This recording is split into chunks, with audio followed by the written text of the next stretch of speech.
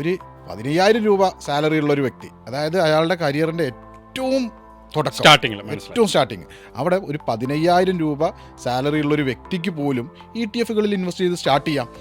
അപ്പോൾ ഞാൻ പറയുകയാണെങ്കിൽ ഒരാൾ നിർബന്ധമായിട്ടും ഇൻവെസ്റ്റ് ചെയ്തിരിക്കണം. അത് എങ്ങനെയാണെന്ന് വെച്ചാൽ SIP മോഡിൽ, സിസ്റ്റമാറ്റിക് ഇൻവെസ്റ്റ്മെൻറ്റ് പ്ലാൻ മോഡിൽ എവ്രി മന്ത് ചെറുതായിക്കോട്ടെ, ഒരു 150 രൂപ 200 രൂപ ആയിക്കോട്ടെ, അത് അയാൾ ഇൻവെസ്റ്റ് ചെയ്യണം.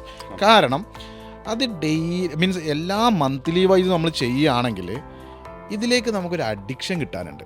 നമ്മൾ ഈ സിഗരറ്റ് വലിക്കുന്ന ആളുകളെ പോലെ ഇങ്ങനെ പല അഡിക്ഷൻസ് ഉണ്ടല്ലോ. അപ്പോൾ അതുപോലൊരു അഡിക്ഷൻ ഇതിൽ നിന്ന് കിട്ടാനുണ്ട്.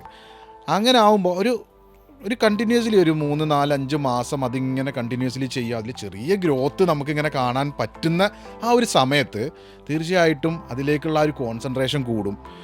അത് നമ്മളെ ഒരു ഹാബിറ്റായി മാറും. അപ്പോൾ SIP മോഡിൽ അവൻ്റെ സാലറി വരുന്ന, അതായത് അതും ഞാൻ പറയുകയാണെങ്കിൽ സാലറി വന്നാൽ നെക്സ്റ്റ് ഡേ ഇൻവെസ്റ്റ് ചെയ്തിരിക്കണം.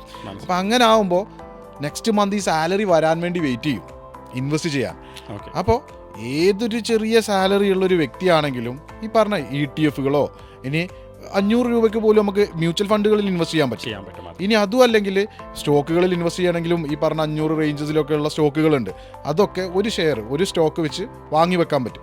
അപ്പോൾ തീർച്ചയായിട്ടും എന്തിൽ ചെയ്യുന്നു എന്നുള്ളതല്ല, ചെയ്യണമെന്നുള്ളതാണ്. Investments in securities markets are subject to market risks. Read all the related documents carefully before investing.